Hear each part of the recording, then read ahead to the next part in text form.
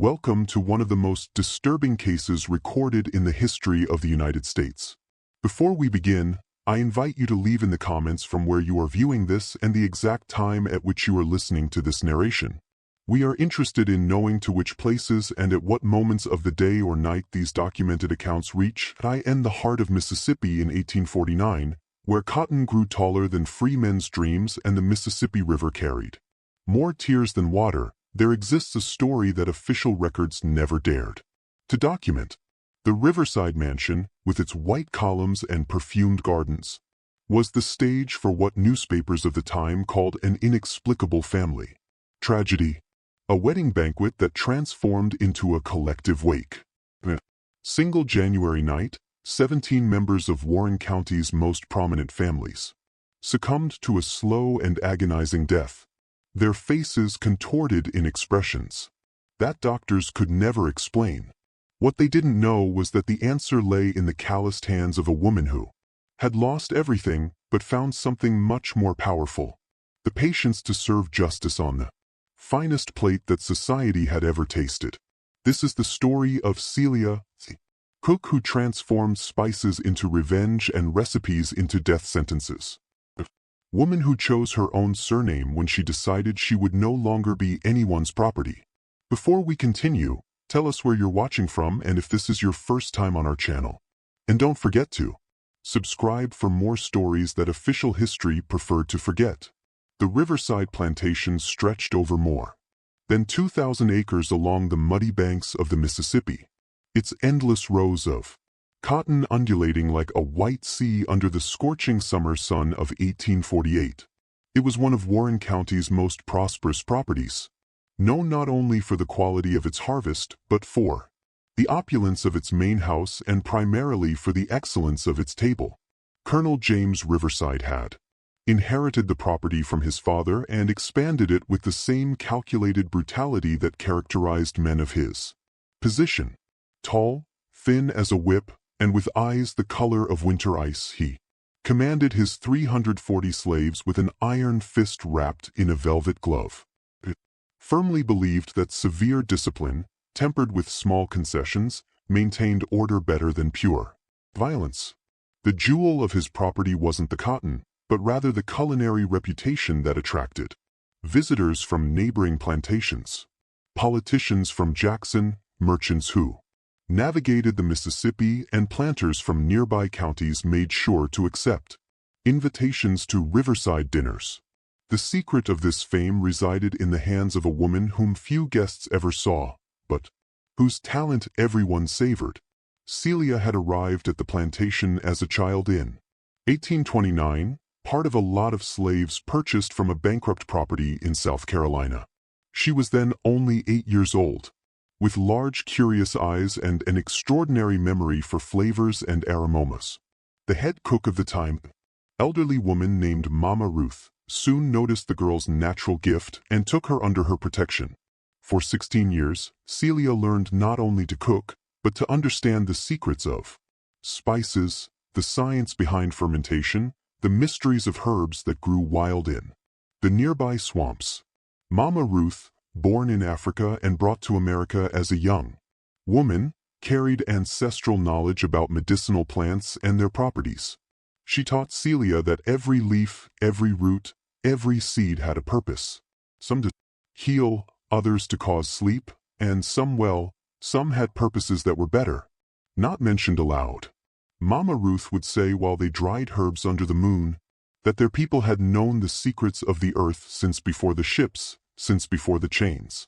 This knowledge lived in the blood, passed from mother to daughter, like an inheritance that could never be stolen. Mama Ruth also taught Celia something equally valuable: how to read and write. During the long winter nights when kitchen work diminished, she showed the girl how to form letters in the sand, how to decipher words in the main house's recipe books, how to keep secret records of her discoveries about plants. The old healer always emphasized that knowledge was the only inheritance that no one could steal.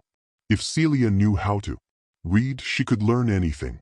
If she knew how to write, she could leave her mark on the world, even when others thought she was invisible.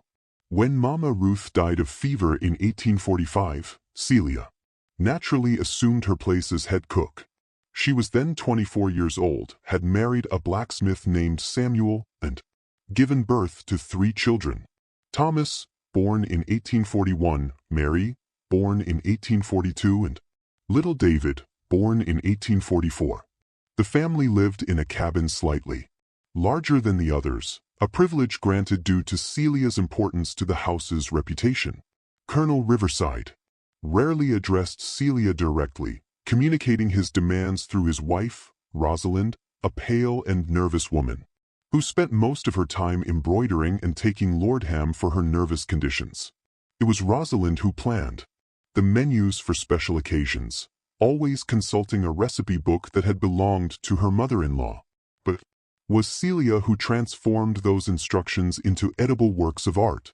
The main house kitchen was Celia's kingdom, spacious with a large iron stove with multiple ovens, shelves filled with spices from distant places through river trade, and a pantry that rivaled those of urban hotels.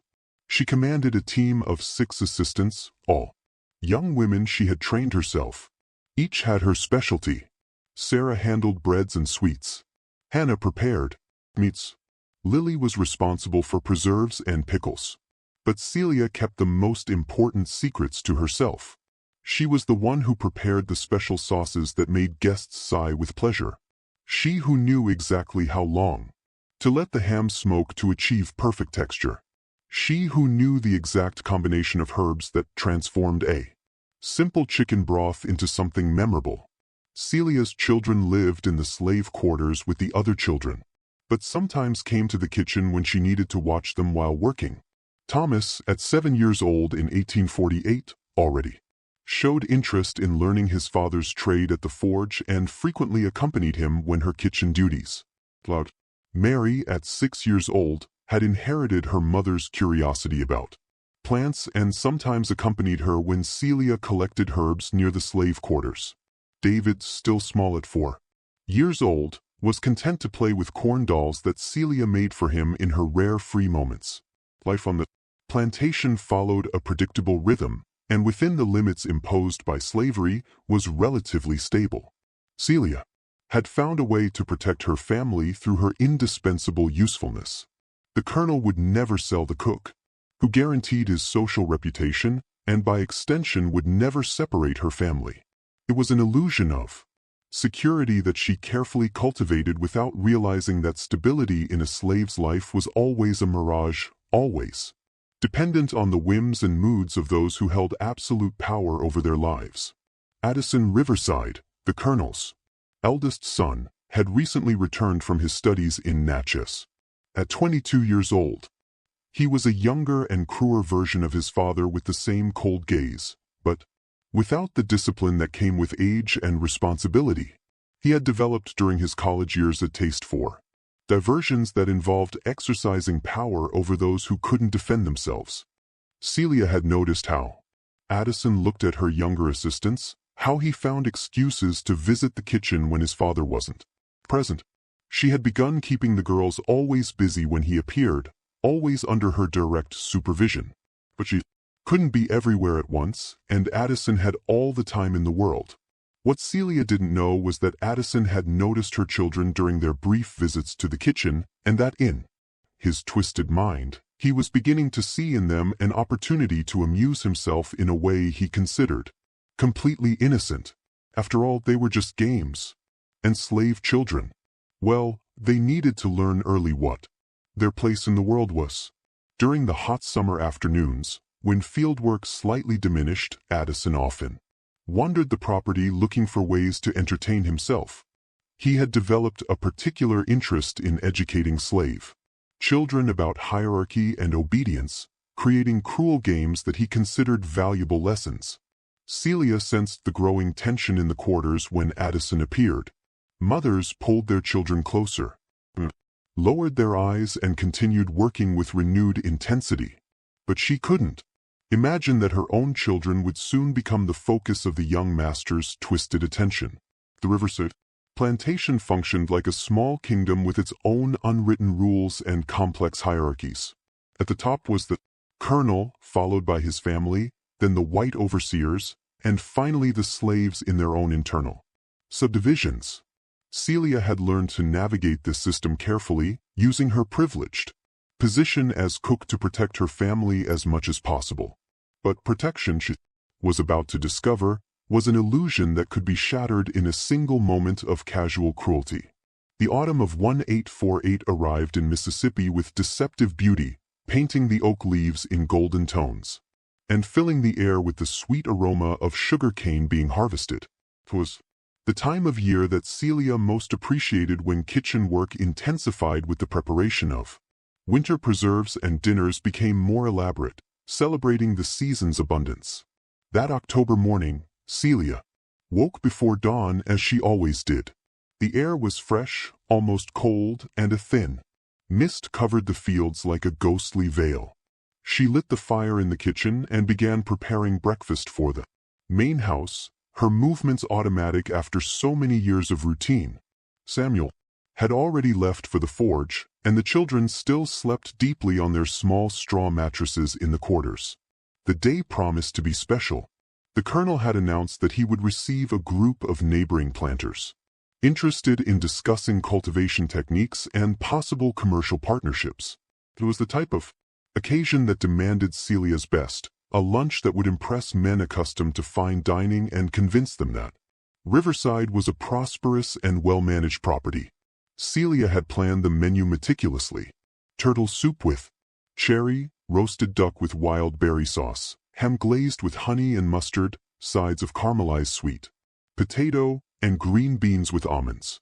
For dessert, her famous bourbon pudding with vanilla cream, a recipe she had perfected over the years and that never failed to draw praise from guests. But supervising her assistant's work, Celia allowed herself a moment of silent pride. She had transformed the Riverside plantation kitchen into something that rivaled the best establishments in Natchez or Vicksburg. Her work not only sustained the colonel's social reputation, but also provided relative protection for her family. It was a delicate balance, but one she had learned to maintain with mastery. Around 10 o'clock in the morning, Thomas, Mary, and David appeared in the kitchen, as they did when Celia needed to watch them during work. Thomas had fed the chickens in the quarters. Mary had helped the older women collect eggs, and David, still too small for serious work, had simply tried to help his older siblings.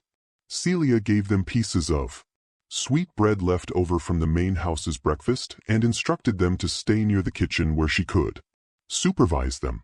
Celia established the rules as she always did. The children should remain visible. Thomas should take care of his younger siblings, and David shouldn't wander off. Thomas, serious like a miniature adult, nodded with understanding and assumed responsibility for his siblings. Celia watched them play in the small courtyard behind the kitchen, their laughter echoing in the morning air. For a moment, she allowed herself to imagine a different future for them. Perhaps Thomas could learn to read and write as she had learned. Perhaps Mary could use her knowledge of plants for something beyond survival. Perhaps David could grow up in a world where being black didn't automatically mean being someone's property. They were dangerous dreams, she knew. Dreams that could break a mother's heart, but they were all she had to offer her children besides love and protection. The morning passed quickly in lunch preparation. The guests arrived at noon, well-dressed men, arriving on horseback and in simple wagons, speaking in loud voices about cotton, prices, and cultivation. Celia could hear them from the other side of the dining room door while serving the dishes, their voices confident and satisfied. The lunch was an absolute success. She could tell by the way the guests savored each dish, by the praise that reached the kitchen through the servants who served at the table. The colonel was clearly satisfied, and Rosalind even sent a congratulatory message through Sarah. It was almost 3 o'clock in the afternoon when Celia realized she hadn't seen the children for some time.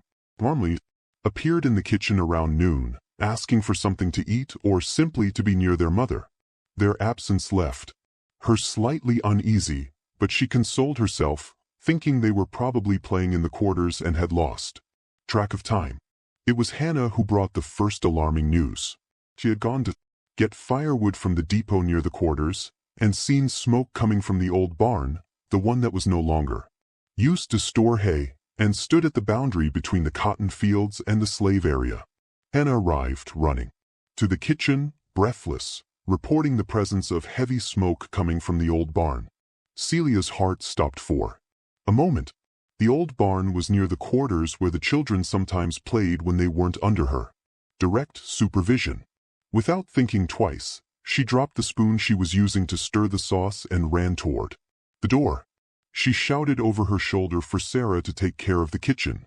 Already running through the fields, the smoke was visible in the distance, a thick black column rising against the blue afternoon sky. Celia ran like she had never run in her life, her heart beating so hard she could hear it in her ears.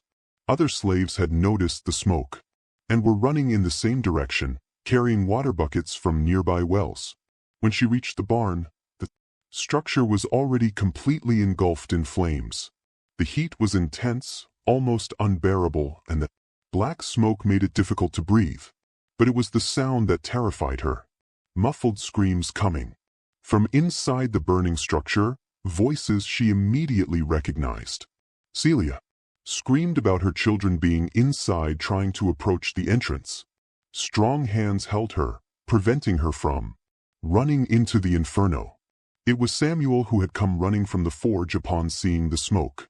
Samuel shouted that she would die, struggling to hold her while she fought desperately. Other men tried to approach the entrance, but the flames were too intense. The old dry wooden structure burned like paper, and the roof was already beginning to collapse. The screams from inside grew weaker, then ceased completely. Celia stopped fighting and fell to her knees in the dirt. A sound coming from her throat that was neither quite a scream, nor quite a moan, but something more primitive, deeper. It was the sound of a soul breaking in half. It took almost 2 hours for the fire to be completely extinguished. When they could finally enter the smoking ruins, they found the 3 small bodies embraced in a corner where they had tried to hide from the flames. Thomas had tried to protect his younger siblings with his own body, but it hadn't been enough. What was later discovered was that the barn door had been locked from the outside. Someone had deliberately trapped the children inside before setting fire to the structure. But who and why? Addison Riverside appeared at the fire scene about an hour later, claiming to have been riding in the distant fields and only seeing the smoke when returning to the house. He expressed his condolences to the colonel for the loss of valuable property and suggested it had probably been an accident.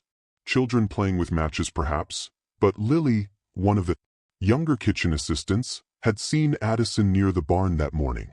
She had gone to collect wild herbs near the quarters and seen him talking with the children, laughing at something Thomas had said. When she told this to Celia 3 days after the funeral, her words were like a second death. Lily revealed that Addison had been playing with the children, mentioning knowing a new game they would like. He had instructed the children to enter the barn, promising to fetch a surprise for them. Celia said nothing. She just nodded and continued peeling potatoes for dinner. But something inside her had changed at that moment. Something had died along with her children, and something new had been born in its place. That night, alone in her empty cabin, Celia made a decision. She would no longer be just Celia, the Riverside plantation cook. From that moment on, she would be Celia Washington. She had chosen the surname of the first president, the man who had fought for his nation's freedom. And she, too, would fight for her own freedom, not the freedom to flee. That would be too easy, too quick.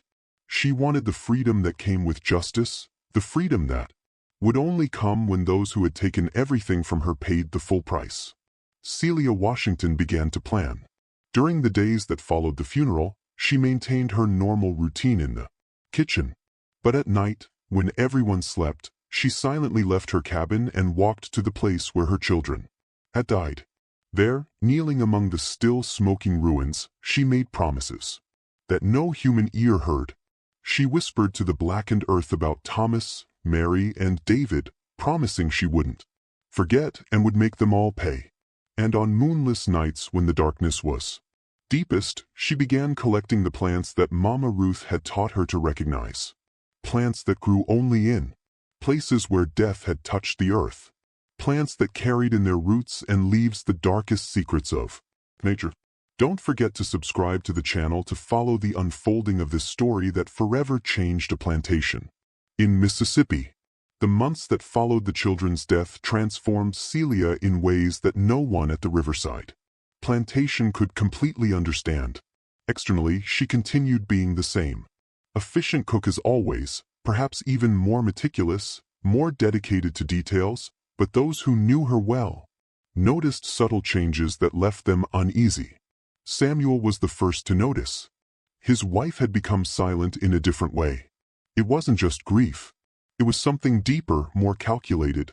She spent hours awake during the night, sitting by the window of her cabin, looking toward the main house with an expression he couldn't decipher.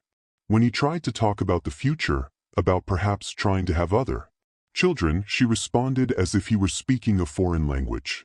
Celia had made it clear that there was no future. In her mind, only the present, and the present was all that mattered. In the kitchen, Celia had begun making subtle changes. She insisted on personally preparing all dishes that went to the Riverside family table, not allowing any of her assistants to touch the food after she finished the final seasonings. She said it was to maintain quality, but Hannah noticed that she had begun storing certain herbs and spices in a locked cabinet, to which only she had the key. When questioned about these unknown herbs, Celia simply explained they were special ingredients reserved for special occasions. What Hannah didn't know was that Celia had begun making nocturnal expeditions to the swamps surrounding the plantation. Using the knowledge that Mama Ruth had transmitted to her, she collected plants that grew only in specific soils under specific conditions. Mushrooms that sprouted on rotting logs, vines that wrapped around dead trees, roots that could only be harvested during autumn and early winter. Mama Ruth had taught her about these plants when she was young, but always with severe warnings. She had said some were for healing pains that white doctors didn't know how to cure, showing some dried leaves, and others, well, others were for when healing was no longer possible, when only justice remained. Celia now perfectly understood what the old healer had meant. During the winter of 1848, she experimented. Small doses, almost imperceptible, added to Addison Riverside's food. Nothing that could kill him. Not yet. Just enough to cause discomfort to make him question his own health. Inexplicable stomach pains, nausea that came and went without apparent reason, nights of insomnia followed by days of extreme fatigue. Addison began complaining about his health with increasing frequency. Consulted doctors in Vicksburg and even in Natchez, but none could find a cause for his symptoms. Some suggested it could be stress. Others recommended dietary changes. Particularly perceptive doctor suggested that perhaps he should avoid heavily spiced foods for a while. Celia almost smiled when she heard this recommendation being discussed in the dining room. If only they knew that the problem wasn't the spices she used, but rather the special ingredients she had begun adding. Meanwhile, she observed. She studied the house patterns, meal schedules, each family member's food preferences. She discovered that the Colonel had a predilection for rich, dark sauces, that Rosalind preferred delicate and lightly sweet dishes, that Addison liked rare meats and strong seasonings. More importantly, she discovered that the Riverside family was planning something big for early 1849. Pearl, the Colonel's youngest daughter, had become engaged to Sylvester Thompson, son of a prominent cotton planter family from the neighboring county. The wedding was scheduled for late January and would be the region's most important social occasion in months. Rosalind had begun preparations months in advance, consulting Celia almost daily about the menu for the wedding banquet. It would be an intimate event just for close families and some dear relatives. Riverside's culinary reputation would be put to the test before people who really mattered to the family. During one of these consultations, Rosalind emphasized that the wedding needed to be absolutely perfect, a very special family event, where everyone would remember the Riverside's hospitality. Celia assured it would be perfect, a promise she truly intended to keep, and she really promised. It would be perfect. Perfectly planned, perfectly executed, perfectly final. During the long winter nights, Celia began elaborating her plan. It wouldn't just be a matter of poisoning the food. That would be too simple, too obvious. She wanted something more subtle, more artistic. She wanted each person present at the banquet to receive exactly what they deserved in the exact measure of their sins. She began researching who would be present at the wedding. Through conversations she heard in the main house, letters she saw being written, preparations she observed, she built a mental map of who would be present that night. The complete Riverside family, the Colonel, Rosalind, Addison, Pearl, and her younger brother Charles. The Thompson family, Sylvester's parents, his 2 brothers, and 1 sister. Some close uncles and cousins from both families. 17 people in total. 17 lives that had benefited directly or indirectly from the system that had killed her children. 17 people who had never questioned the right to own other human beings, to separate families, to treat children as property. Each name she discovered was added to her mental list. And for each name, she began planning a specific destiny. Colonel Riverside, who had allowed his son to kill 3 innocent children and then covered up the crime, would receive the main course literally and figuratively. Addison, the direct murderer, would have a slower, more painful death. Rosalind, who had lived her entire life benefiting from others' suffering without ever questioning, would die confused and frightened without understanding what was happening. And the others would receive a lesson about the true costs of their prosperity. Celia spent the rest of winter perfecting her recipes. Not just the culinary ones, but the others, those that Mama Ruth had taught her in secret, those she had learned alone through careful experimentation and trial and error. She tested dosages, studied effects, calculated action times. A particularly important discovery was that she could prepare special dishes for the few children who would be present, the Thompsons' young children. They would receive completely different food, sweet porridges, and warm milk that would make them sleep deeply during the banquet. Celia had no interest in hurting innocents. Her justice was precise, directed only at those who carried guilt. During her nocturnal expeditions to the swamps, she also collected plants with mild sedative properties. The children would sleep peacefully while the adults paid for their family sins. When spring arrived in Mississippi, in 1849, Celia Washington was ready. She had transformed from a grieving cook into something much more dangerous. A woman with a plan, knowledge, and most importantly, nothing left to lose. Pearl Riverside's wedding would be remembered for generations, but not for the reasons the family expected. In her final weeks of preparation, Celia began leaving small signs of her transformation. She wrote in her secret notebook, the same one where Mama Ruth had taught her the first letters, not just recipes, but reflections on justice, on the price of silence, on what happens when patience finally runs out. She wrote one night by candlelight that they thought they were invisible, that they didn't see, didn't remember, didn't feel, but they were the living memory of all their sins. And memory, when it finally speaks, has a voice that echoes through the centuries. Samuel noticed that she had begun using the surname Washington when signing her notes. When he asked about this, she explained having chosen her own name, declaring she was now free to choose her own destiny as well. He didn't completely understand what she meant, but something in her tone made him decide not to ask more. The morning of January 27, 1849, dawned clear and cold in Mississippi, with a thin layer of frost covering the cotton fields like powdered sugar on a cake. It was Pearl Riverside's wedding day, and the plantation had been bustling with activity since before sunrise. Celia had awakened at 3 o'clock in the morning as she had planned for months. Not from nervousness or anxiety, but because she had much work ahead, the kind of work that required absolute precision, perfect timing, and above all, a calm that she had cultivated during the long months of preparation. The main house kitchen had been transformed into a military operations center. 3 ovens functioned simultaneously. Enormous pots bubbled over the fire, and her 5 assistants moved in a rehearsed choreography, each responsible for specific aspects of the banquet. But Celia maintained absolute control over the most important elements, the seasonings, the sauces, and especially the final touches of each dish.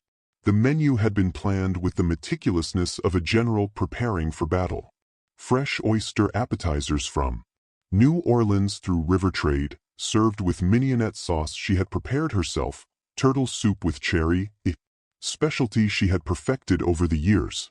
The main course would be a whole roasted pork glazed with honey and mustard, accompanied by smoked ham, roasted duck with cherry sauce, and a variety of sides that would make guests remember this banquet for the rest of their lives, which, as Celia knew, wouldn't be very long. The guests began arriving around noon. Wagons and horses climbed the circular road leading to the main house, bringing the riverside's closest families. Celia observed them discreetly through the kitchen window, identifying faces she had studied for months through descriptions and overheard conversations. There was the Thompson family patriarch, Colonel Wilfred Thompson, known for his brutal disciplinary practices on his own plantations. Beside him, his wife, Matilda, who was famous for separating slave families as a strategy to prevent excessive bonds.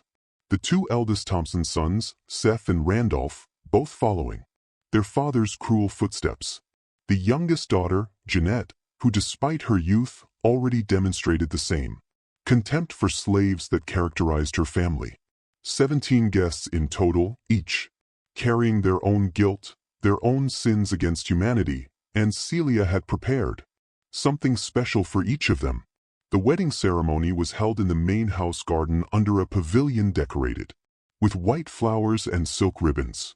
Pearl was radiant in her lace dress imported from Charleston, and Sylvester Thompson looked appropriately nervous beside the improvised altar. Reverend Matthews, a corpulent man who served several plantations in the region, conducted the ceremony with his usual sonorous voice. Celia observed everything from the kitchen window while supervising the final preparations. There was something almost surreal about seeing all that celebration of happiness and love, knowing what was to come. But she felt no remorse, only a cold and calculated satisfaction. When the ceremony ended and the guests headed to the dining room, Celia made an almost imperceptible signal to her assistants. It was time to serve. The hall had been decorated with the best the riverside house had to offer. Crystals reflected the light of dozens of candles. The family silver gleamed on. The white linen tablecloth and elaborate floral arrangements perfumed the air. The guests took their places at an oval-shaped table that dominated the environment, with the newlyweds at the center and the most important families in positions of honor. Before the main banquet, Celia had prepared something special for the 3 children present, 2 young Thompson children and a riverside niece. She personally served sweet porridge seasoned with honey and mild spices, plus warm milk with vanilla. The children savored the delicacies and within minutes began yawning. Their mothers, thinking it was just natural fatigue from the day's excitement, took them to rest in one of the upper rooms. Celia had calculated perfectly. The children would sleep deeply for hours, protected from what was to come. The first course was served without incident. The oysters were received with general approval, and Celia noted with satisfaction that even the most demanding guests seemed impressed. She had used only a very light touch of her special ingredients in this dish, just enough to begin the process, to prepare the guests' digestive systems for what was to come. The turtle soup was an even greater success. Colonel Riverside stood to make a toast, publicly praising his cook's skill and provoking a round of applause from the guests. Celia, observing discreetly through the kitchen's half-open door, allowed herself a small, cold smile. It was during the main course that things began to get interesting. Celia had spent weeks calculating dosages through trial and error for each person. Colonel Wilfred Thompson, for example, received a generous portion of the roasted pork, seasoned with a special combination of herbs she had collected during autumn and early winter. The effect would be gradual but inexorable. First, a sensation of heat, then growing nausea, followed by convulsions, and finally respiratory paralysis. For Matilda Thompson, who had the habit of separating slave families, Celia had prepared something more poetic. Her dish contained a carefully calculated dose of a toxin that would cause terrible hallucinations before death. She would see her own victims returning to haunt her, feel the despair of the families she had separated. The Thompson sons received dishes containing substances that would attack their nervous systems, causing gradual loss of motor coordination, followed by paralysis. They would feel their bodies slowly failing just as they had failed to protect those under their power. And Addison received special treatment. Celia had saved for him a combination of 3 different toxins, each activating at different moments. First would come intense abdominal pain, then loss of motor coordination, and finally a paralysis that would leave him conscious but unable to move while his body slowly stopped functioning. The banquet proceeded for almost 2 hours, with guests savoring each dish and effusively praising the food's quality. There were toasts to the newlyweds, speeches about family prosperity, animated conversations about politics and business. The atmosphere was one of genuine celebration and contentment. It was around 9 at night that the first symptoms began to appear. Colonel Thompson was the first to complain of sudden malaise. He had just finished a speech about the importance of maintaining discipline on plantations when he suddenly paldered and put his hand to his stomach. His wife, sitting beside him, asked if he was well, but before he could answer, she herself began feeling a burning sensation in her throat. Within minutes, the elegant hall transformed into a scene of chaos. Guests began rising abruptly from their chairs, some running outside seeking fresh air, others doubling over in pain. On the table, the sound of animated conversations was replaced by moans of agony and screams of panic. Addison Riverside tried to stand to help the guests, but his legs didn't obey. He looked down, confused, trying to understand why his body wasn't responding to his commands. It was then that his eyes met Celia's, who had appeared in the kitchen doorway to observe the results of her work. For a moment they looked at each other across the chaotic hall. And in that moment Addison understood, his eyes widened with terror when comprehension arrived, but it was already too late. His mouth opened as if to scream, but no sound came out. Celia observed him for a few more seconds, then calmly turned and returned to the kitchen. She had work to do, dishes to wash, evidence to destroy, an escape to execute. But first she had one last task. From her apron pocket, she took out a small piece of paper where she had written a message in her best handwriting. She placed the paper on the kitchen table, clearly visible, and left through the back door. The message simply said, "For Thomas, Mary, and David, justice has been served. Celia Washington."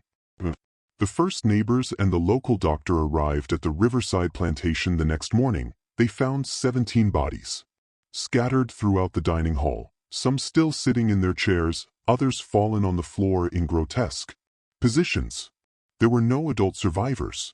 The 3 children were found sleeping deeply in the upper room, completely unharmed and with no memory of what had happened during the night. And Celia Washington had disappeared into the darkness, taking with her only the clothes on her body, and the satisfaction of justice finally served. The discovery of the carnage at the Riverside plantation sent shockwaves throughout the entire South. 17 of Mississippi's most prominent citizens dead in a single night during what should have been a celebration of union and prosperity. Newspapers in Jackson, Natchez, and even distant cities like Charleston and Richmond dedicated entire pages to what quickly became known as the Riverside Wedding Massacre. Authorities arrived at the plantation on the morning of January 28th, alerted by Samuel, who had found the main house door open and an unnatural silence coming from inside.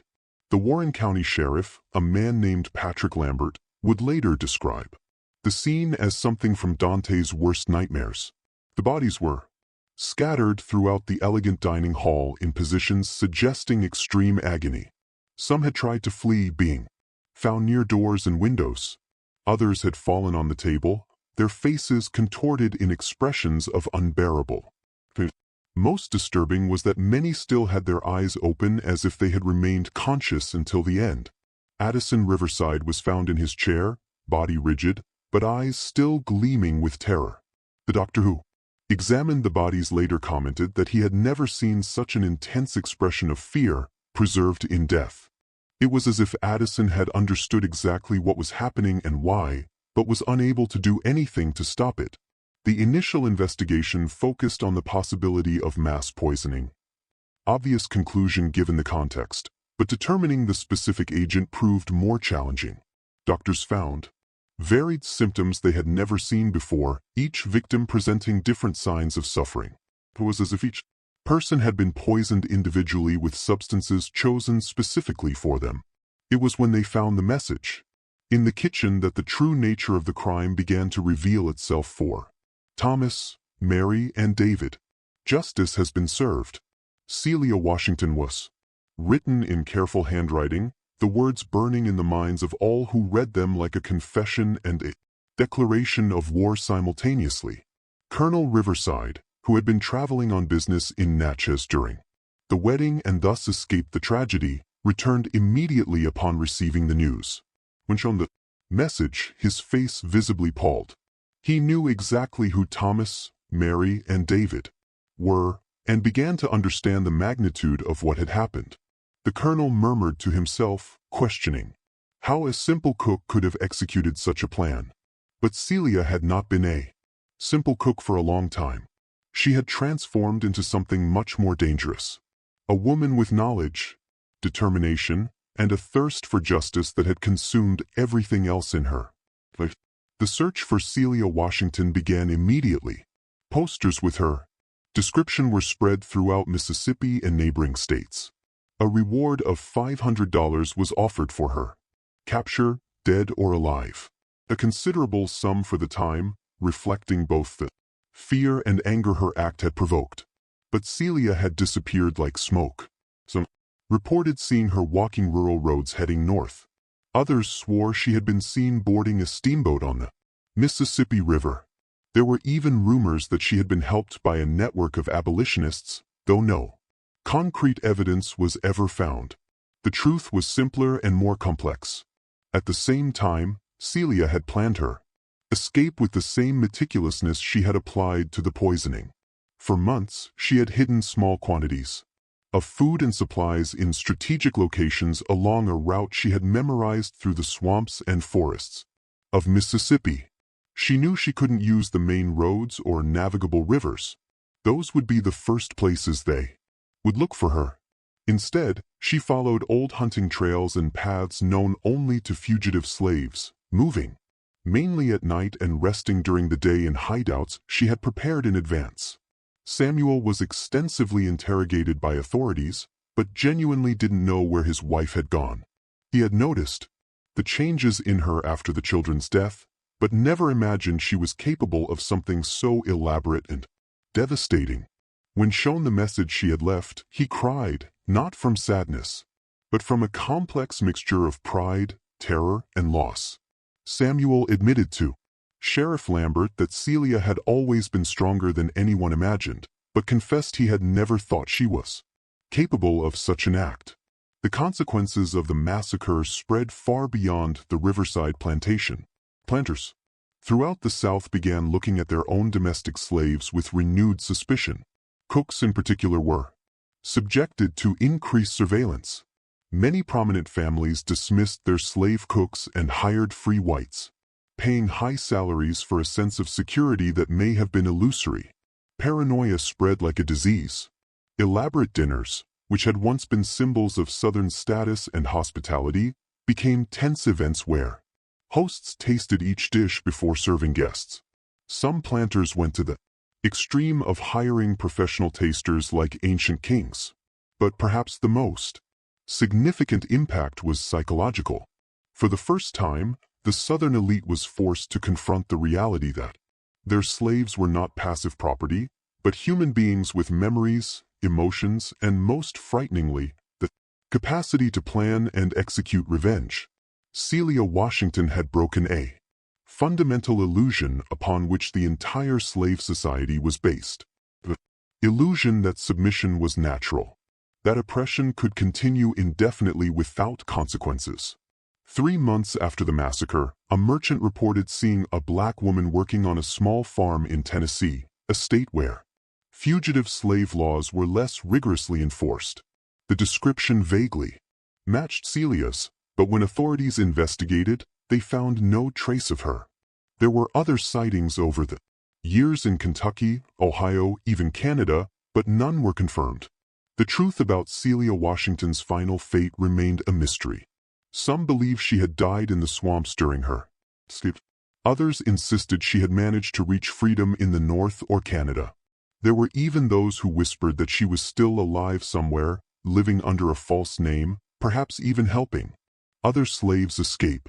What wasn't a mystery was the legacy she had left. Slave quarters throughout the South, her name was whispered with a mixture of admiration and terror.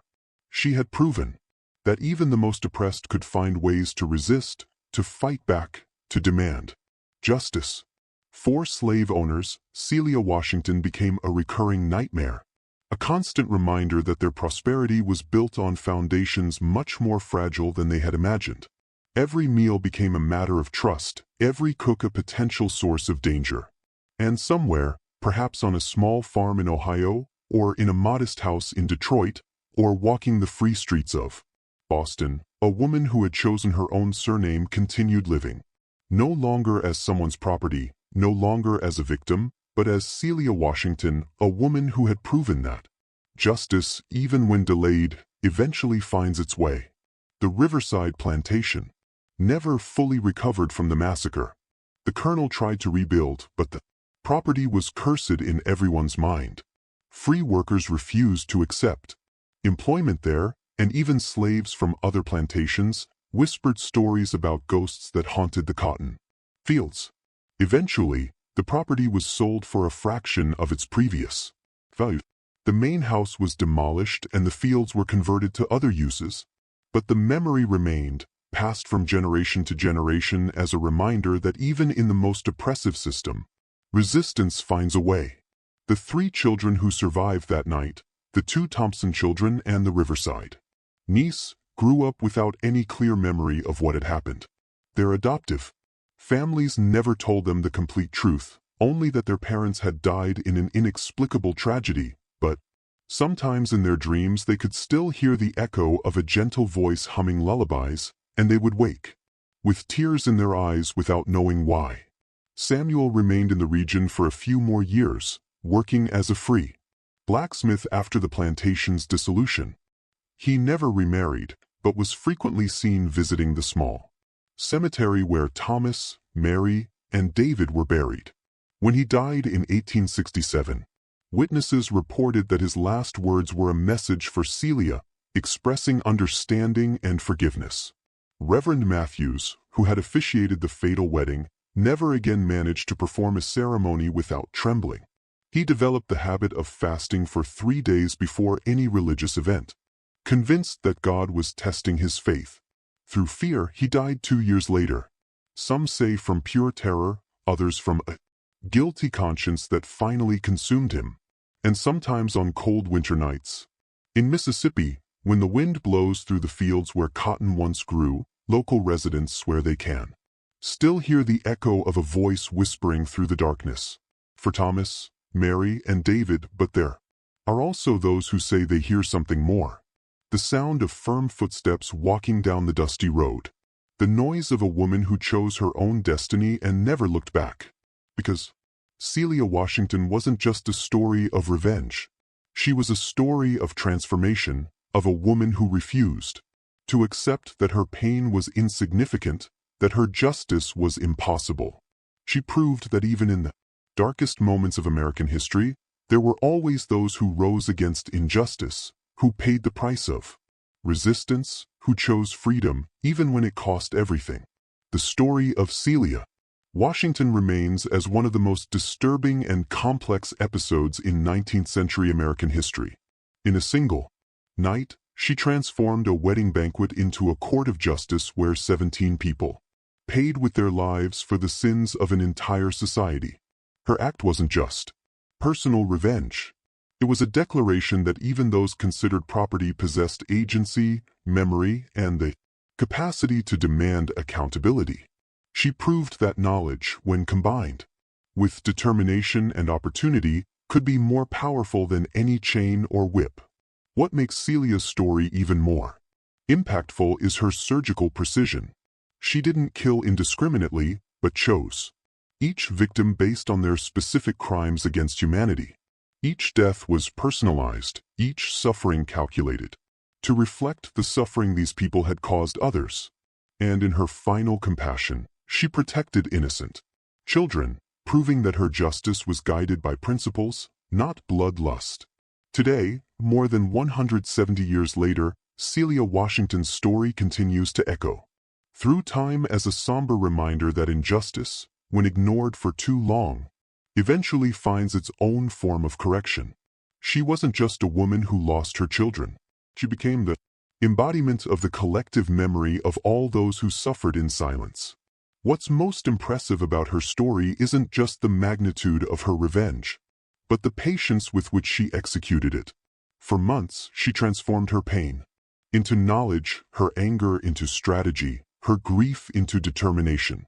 Each spice she added to the dishes that fatal night carried the weight of generations of unacknowledged suffering. Celia Washington forces us to confront uncomfortable questions about justice, revenge, and the price of systematic oppression. She reminds us that behind every system of domination exist real human beings with hearts that can be broken and minds that can plan retribution. Her choice to adopt the surname Washington wasn't accidental. It was a declaration of personal independence, a claim to her own identity in a world that saw her only as property. In that simple act of renaming herself, she transformed from victim to agent of her own history. Celia's final fate remains a mystery. And perhaps that's better. True. Victory wasn't escaping man's justice, but proving that justice has many faces, and sometimes it comes served on a fine porcelain plate, seasoned with herbs that grow in the dark swamps of Mississippi. The riverside plantation may have been destroyed. The bodies may have been buried, but Celia Washington's memory lives on. She became more than a person. She became a symbol, a warning, a promise that even in the cruelest systems, resistance finds a way. And perhaps somewhere on a cold night, when the wind blows through the empty fields where cotton once grew, you can still hear the echo of her voice whispering through the darkness. Justice may be served cold, but it is always served. This story touched something inside you. It's because Celia Washington's memory still walks among us, reminding us that true freedom sometimes requires a price that few are willing to pay. Share this story with someone who needs to know that even in history's darkest moments, there were always those who refused to accept injustice in silence. If you want more stories like this revealing forgotten chapters of American history, subscribe to the channel now. Like to support this work and tell us in the comments. Do you believe Celia Washington found true freedom in the Was her justice legitimate, or was it just revenge? History doesn't give us easy answers, but it gives us Celia Washington, a woman who decided that some injustices are too great to be forgiven and that some memories are too powerful to be forgotten.